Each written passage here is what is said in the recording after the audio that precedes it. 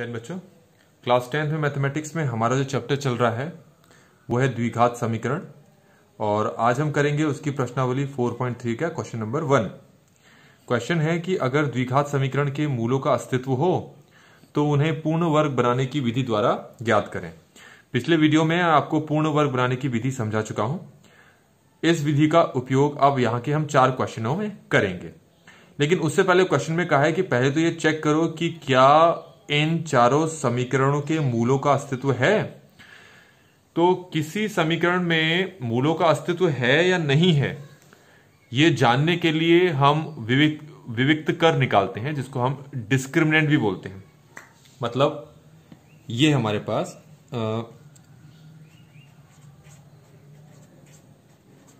विविक्त कर, ठीक है, जिसका फॉर्मूला हो जिसको हम डी बोलते हैं, और ये होता है आपका b² माइनस 4ac।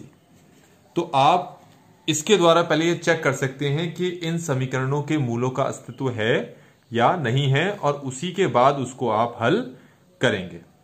तो हम क्या करते हैं, हमारे पास ये 4 क्वेश्चन है, बारी बारी से देखते हैं। सबसे पहले हमारे पास जो क्वेश्चन नंबर ए है, जरा उसका चेक करते हैं कि उसके मूलों का अस्तित्व है या नहीं है। किसके द्वारा चेक करेंगे, हम उसका विविध कर निकालेंगे। तो हमारे पास है 2x² minus 7x plus 3 equal to 0। तो जो द्विघात समीकरण है वो हमेशा इस रूप में होना चाहिए, ax² plus bx plus c के रूप में। अब अगर मैं दोनों को कंपेयर करूं तो मेरे पास a किसके बराबर आएगा, यहां पर x² का गुणांक है a, यहां पर x² का गुणांक 2 है, तो a हो गया 2 के इक्वल। x का गुणांक b है, जो कि यहां वाली इक्वेशन में x से गुणांक -7 के बराबर माना जाएगा। ये c है और ये 3 है। तो इस तरीके से हमारे पास a b c निकल चुकी है। अब हम क्या करेंगे, हम विविक्त कर निकालेंगे, जो कि होता है d equal to b² minus 4ac। तो इक्वल टू b हमारे पास कितना है, b हमारे पास है -7, तो ये हो जाएगा -7 का स्क्वायर। यहां लिख लेते हैं, ये हम लिखा जाएगा हमारे पास -7 का स्क्वायर माइनस 4 मल्टीप्लाई a कितना है 2, c कितना है 3। तो किसी भी नेगेटिव नंबर का स्क्वायर हमेशा प्लस में आता है। तो 7 का स्क्वायर कितना हो गया हमारे पास 49, 4 2 जा 8, 8 3 जा कितना हो गया 24। इन दोनों को माइनस करें तो कितना आ गया हमारे पास 25, जो कि आपका क्या है, धनात्मक है, मतलब पॉजिटिव है। मैं आपको पिछले वीडियो में समझा चुका हूं कि अगर हमारा विविक्त कर धनात्मक आता है या 0 आता है तो आप पूर्ण वर्ग बनाने की विधि को आगे बढ़ाते जाएंगे, मतलब उसका पालन करेंगे, उसको अप्लाई करेंगे। लेकिन अगर आपका विविक्त कर नेगेटिव आता है तो आप उसको आगे हल नहीं करेंगे और सीधे बोलेंगे कि उस समीकरण के वास्तविक मूलों का कोई अस्तित्व नहीं है। पर चूंकि यहां पर हमारे पास जो विविक्त कर है वो धनात्मक आया है, तो हम इसको आगे हल करेंगे और मूल ज्ञात करेंगे। तो अब हम क्या करते हैं, हम इस 2x² माइनस 7x प्लस 3 हमने तो चेक कर लिया है ना कि इसके मूल असली हैं, वास्तविक हैं, तो उसको हम अब ज्ञात करते हैं। तो ज्ञात करने का हमारे पास तरीका क्या है, हम इसको फिर से लिख लेते हैं। 2x² माइनस 7x प्लस 3 हमने लिख लिया इक्वल टू 0। आपको बताया जा चुका है पूर्ण वर्ग बनाने की विधि में कि सबसे पहले आप क्या करेंगे, x² का जो गुणांक है उससे आप सबको क्या करेंगे, डिवाइड करेंगे।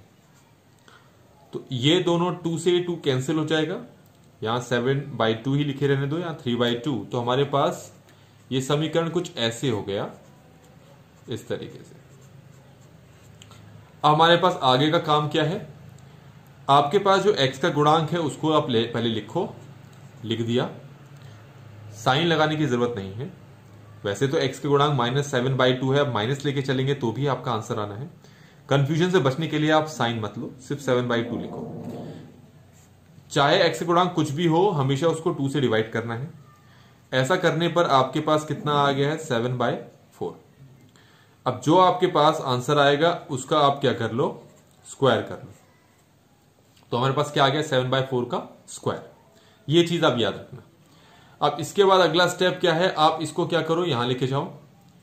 तो आपके पास हो जाएगा x² minus 7x over 2 equal to -3/2। अब आप क्या करें, आपके पास जो 7/4 का स्क्वायर आया है उसको बाईं तरफ भी जोड़ दें और यहां दाएं तरफ भी जोड़ दें।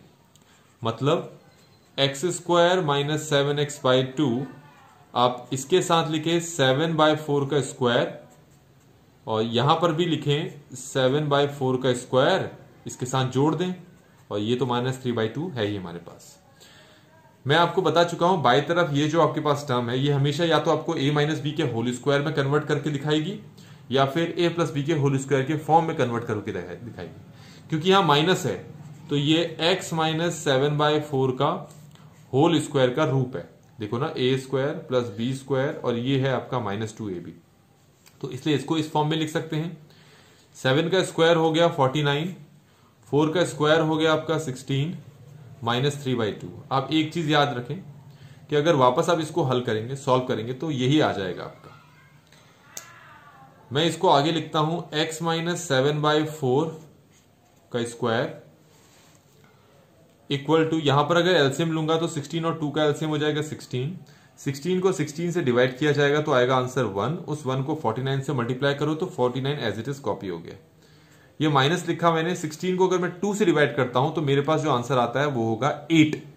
अब उस 8 को इस 3 से मल्टीप्लाई करना है तो ये हो जाएगा 24। ठीक हो गया। x माइनस 7/4 का स्क्वायर इक्वल टू 49 में से 24 माइनस किया तो कितना आ गया 25/16। इसके बाद हमें क्या करना है मैं आपको बता चुका हूं कि स्क्वायर को अगर मैं वहां शिफ्ट करूंगा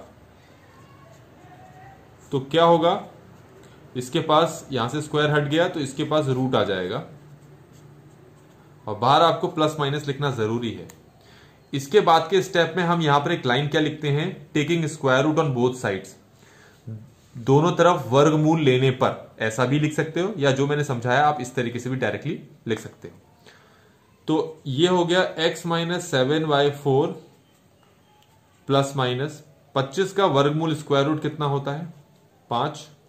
16 का वर्गमूल कितना होता है हमारे पास, ये होता है 4। तो इस तरीके से हमारे पास ये स्टेप आ गया है। मैं लाइन खींच लेता हूं यहां पर। अब इसके बाद क्या करेंगे, अब यहां पर हमारे पास आप देख सकते हैं कि x माइनस 7/4 इक्वल आया है प्लस माइनस 5/4 के। तो एक बार x माइनस 7/4 को प्लस 5/4 के इक्वल रख के x निकालूंगा, दूसरी बार x माइनस 7/4 को मैं माइनस 5/4 के इक्वल रख के x की वैल्यू निकालूंगा। तो इस तरीके से हमारे पास x की दो वैल्यूज यहां पर आ जाएंगी।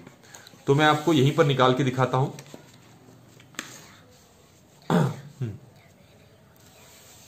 यहां पर निकाल के दिखाता हूं। हमारे पास ये है, देखें क्या है, x माइनस 7/4 है ना। x माइनस 7/4 को एक बार 5/4 के इक्वल रखो और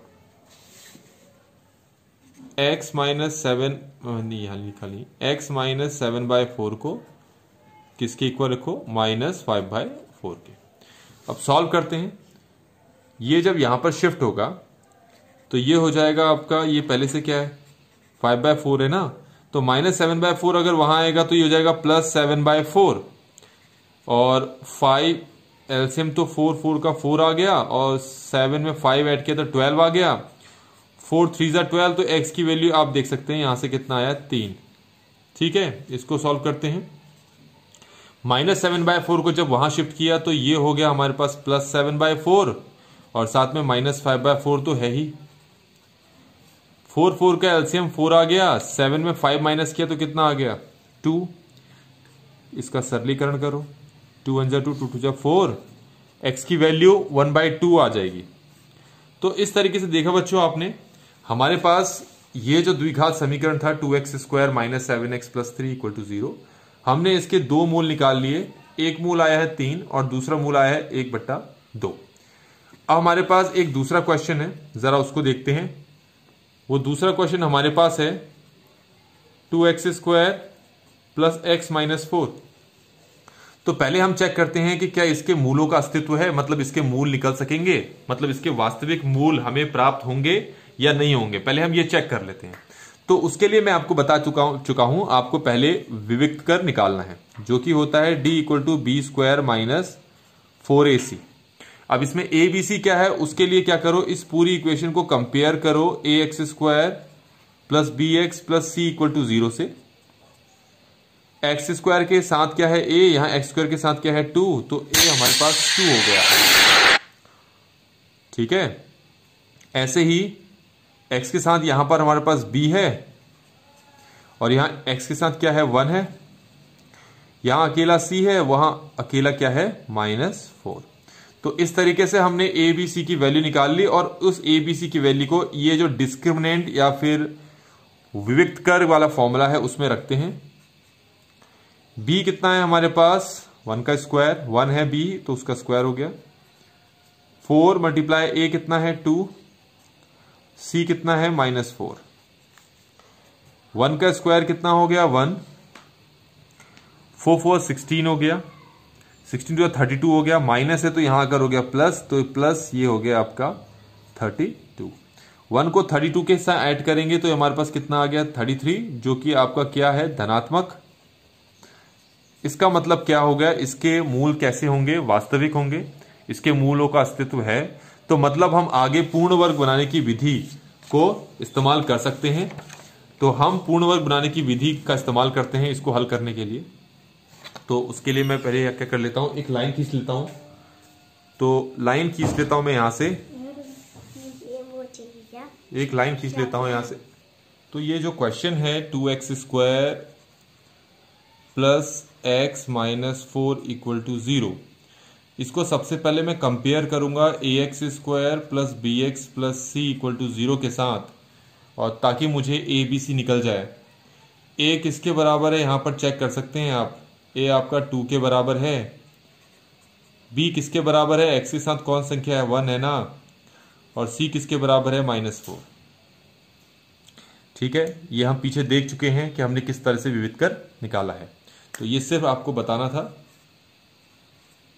अब हमें क्या करना है, इसका पूर्ण वर्ग बनाना है। कैसे बनाएंगे मैंने आपको बता चुका हूं कि पहले एक्स स्क्वायर के साथ जो संख्या होगी उसको सबसे डिवाइड करें। तो आप लिखें 2x square over 2 x over 2 -4 over 2 equal to 0। इस 2 को इस 2 से डिवाइड किया तो कैंसिल हो गया। आपके पास आया एक्स स्क्वायर प्लस 1/2x, 4 को 2 से डिवाइड किया तो 2 आ गया। इसके बाद मैंने आपको बताया था कि इस 2 को हम यहां शिफ्ट कर लेते हैं, ये हो जाएगा x square plus 1/2x equal to 2। अब इसके बाद हमें क्या करना है, आप देखो यहां पर x का गुणांक, x का कोएफिशिएंट कितना है 1/2, इसको सबसे पहले आप 2 से डिवाइड कर लो, जो कि आ जाएगा आपके पास 1/4। अब आप क्या करो 1/4 का स्क्वायर कर दो, जो कि कर दिया। अब ये जो 1/4 का स्क्वायर है इसको आप लेफ्ट हैंड साइड भी ऐड करेंगे, राइट हैंड साइड भी ऐड करेंगे, दोनों तरफ आप जिसको जोड़ दें। तो एक्स स्क्वायर प्लस 1/2x के साथ भी आपको 1/4 का होल स्क्वायर ऐड करना है, यहां 2 के साथ भी 1/4 के स्क्वायर को ऐड करना है। इससे आपको क्या मिलेगा, आप देख सकते हैं आपके पास ये जो टर्म होगी वो या तो आपको a प्लस बी का होल स्क्वायर देगा या a माइनस बी का होल स्क्वायर। तो अभी आपको यहां से क्योंकि प्लस है तो आपको a प्लस बी का होल स्क्वायर मिल रहा है, जो कि है x प्लस 1/4 का होल स्क्वायर। अगर मैं इसको सॉल्व करूं तो मुझे वापस यही चीज मिल जाएगी। इसको मैं सॉल्व कर लेता हूं, मैंने 2/1 लिख दिया इसको। 1 का स्क्वायर 1 होता है, 4 का स्क्वायर कितना हो गया 16। अब इसके बाद इसको सॉल्व करते हैं तो हमारे पास ये है x प्लस 1/4 का होल स्क्वायर इक्वल टू 16 और 1, इसका एलसीएम कितना होगा 16 होगा। अब इस 16 को इस 1 से डिवाइड करेंगे तो 16 ही आएगा, फिर वो 16 इस 2 से मल्टीप्लाई हो जाएगा तो कितना आ गया आपका 32, प्लस अब 16 को इस 16 से डिवाइड किया तो 1 आया, वो 1 इस 1 से मल्टीप्लाई होगा तो 1 आएगा। एलसीएम लेना आप लोगों को आता होगा तो इसलिए इसमें ज्यादा मुश्किल नहीं होगी आपको। 32 प्लस 1 कितना हो गया 33 ओवर 16। अब क्या करना है, इस स्क्वायर को दूसरा शिफ्ट करना है ताकि स्क्वायर रूट बन जाए, और यहां पर आपके पास बचेगा x plus 1/4 equal to square root of 33 over 16। आगे आपके पास प्लस माइनस होगा, तो इस तरीके से बनेगा आपके पास। अब x plus 1/4 equal two plus minus को ऐसे कॉपी कर दिया। स्क्वायर रूट ऑफ 33 हमें पता नहीं है, इसलिए इसको ऐसे ही लिख दिया। 16 का वर्गमूल कितना होता है 4, तो ये लिख दिया हमने। अब हम क्या करेंगे, एक बार x प्लस 1/4 को प्लस रूट 33/4 के बराबर लिखेंगे और सॉल्व करेंगे। दूसरी बार x प्लस 1/4 को हम माइनस रूट 33/4 के बराबर लिखेंगे और इसको सॉल्व करेंगे। x प्लस 1/4 को मैं पहले लिखता हूं 33/4 के इक्वल, और 1/4 को अगर वहां शिफ्ट करूं तो ये मेरे को मिलता है 33/4 माइनस 1/4, तो नीचे तो 4 ही रहेगा, ऊपर आ गया 33 माइनस 1। तो इस तरीके से हमारे पास x का एक मूल हमें मिल चुका है। दूसरा मूल हमें निकालना है। कैसे निकालेंगे, मैंने आपको बताया था कि x प्लस 1/4 को अब इक्वल रखो माइनस रूट 33/4 के। ये देखेंगे आप, पहली बार हमने प्लस 33/4 के बराबर रखा था, अब हम इसको माइनस 33/4 के बराबर रख रहे हैं। 1/4 को अगर मैं वहां शिफ्ट करूं तो ये हो जाएगा मेरा माइनस रूट 33/4, प्लस 1/4 को वहां लेके आओगे तो माइनस 1/4 हमारे पास आ गया, और इसको जरा एलसीएम लेके सॉल्व करोगे तो नीचे तो 4 ही आएगा। ये हो गया आपका माइनस 33 माइनस 1। एक्स की हमारे पास ये दूसरी वैल्यू आ चुकी है, पहली वैल्यू हमारे पास ये थी। तो इस तरीके से हमारे पास ये जो दूसरा द्विघात समीकरण था, इसके हमने दोनों मूल ज्ञात कर लिए हैं। अब हमारे पास ये अगला क्वेश्चन है ये।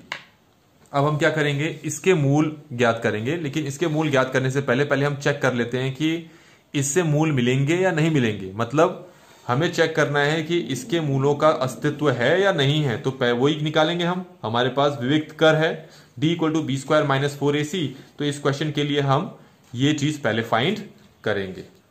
तो c जो पार्ट है वो मैं यहां लिखता हूं, ये है 4x square plus 4 root 3x plus 3 equal to 0। पहले मैं इसको ax square plus B x plus C equal to 0 से कंपेयर करता हूं। तो कंपेयर करोगे तो a किसके इक्वल आ रहा है 4 के इक्वल, b किसके इक्वल आ रहा है 4 रूट 3 के इक्वल, और c किसके इक्वल आ रहा है 3 के। तो ए बी सी हमें मिल चुका है। अब हम डालते हैं विविध कर का फॉर्मूला, जो कि है B square minus 4ac। b हमारे पास कितना है, वो है 4 रूट 3 का स्क्वायर, 4 मल्टीप्लाई a कितना है 4 है, c कितना है 3 है। तो 4 का स्क्वायर कितना होता है 16, रूट 3 का स्क्वायर कितना होता है 3, 4 4 16, 16 3 का कितना हो गया 48, ये भी 48 है, 48 माइनस 48 0। तो क्योंकि 0 आ रहा है तो यहां पर भी इनके मूलों का अस्तित्व होगा, और वो हम मूल पूर्ण वर्ग बनाने की विधि द्वारा निकाल सकेंगे। तो वो आपको खुद करना है। ऐसे ही मैं अगर इसका डी पार्ट दिखाऊं आपको, डी को, डी हमारे पास है 2x square plus x plus 4 equal to 0। क्या इसके मूल पॉसिबल हैं, उसके लिए इसको पहले ax square plus bx plus c equal to 0 के साथ हम कंपेयर कर लेते हैं। तो कंपेयर करोगे देखोगे a आ रहा है 2, b आ रहा है 1, c आ रहा है 4। तो डिस्क्रिमिनेंट निकालते हैं, जिसको विविध कर कहते हैं, जो होता है बी स्क्वायर माइनस 4ac। ये आ गया हमारे पास। अब यहां पर हम b हमारे पास कितना है 1, ये है 1, तो 1 का स्क्वायर ये 4, a कितना है हमारे पास 2, c कितना है हमारे पास 4, 1 का स्क्वायर 1 होगा, 4 4 16, 16 2 से कितना हो गया 48, 64 16 32 हो गया। ठीक है, तो 1 में से 32 माइनस किया तो हमारे पास कितना आ गया माइनस 31। देखो ये आ गया आपके पास ऋणात्मक। तो जैसे ही ऋणात्मक आ जाएगा तो हम ये कह देंगे कि इसके मूल, वास्तविक मूल यहां पर पॉसिबल है ही नहीं। तो जैसे ही आपका डी नेगेटिव आएगा आप आगे सॉल्व करोगे ही नहीं, मिल्टन स्प्लिटिंग मेथड नहीं लगाओगे, पूर्ण वर्ग बनाने की विधि नहीं लगाओगे, कुछ नहीं लगाओगे, क्योंकि एक्स के मान इस वाले द्विघात समीकरण से निकल ही नहीं सकते हैं। तो इसका मतलब है हमारे पास ये जो क्वेश्चन नंबर 1 था, इसका पहला, दूसरा और तीसरे क्वेश्चन में तो एक्स के मूल पॉसिबल थे, एक्स के मूल निकल सकते थे, उनका अस्तित्व था। लेकिन जो चौथा क्वेश्चन है, क्योंकि उसमें डी नेगेटिव आ चुका है, तो उसमें एक्स के मूल कभी भी अस्तित्व में आएंगे ही नहीं, मतलब मूल निकलेंगे ही नहीं। वास्तविक मूलों की बात कर रहे हैं हम यहाँ पर। तो इस तरीके से हमारे पास क्वेश्चन नंबर 1 के ये चारों पार्ट हो गए। सी पार्ट मैंने आपके लिए छोड़ दिया है, you can try yourself and rest of the questions I have done in this video. तो इस तरीके से हमारे पास ये वीडियो यहीं पर समाप्त होती है। अगर वीडियो आपको बच्चों अच्छी लगी हो तो लाइक जरूर करें, चैनल को सब्सक्राइब करें और अपने दोस्तों के साथ इस वीडियो को शेयर जरूर करें। Thank you so much. जय हिंद।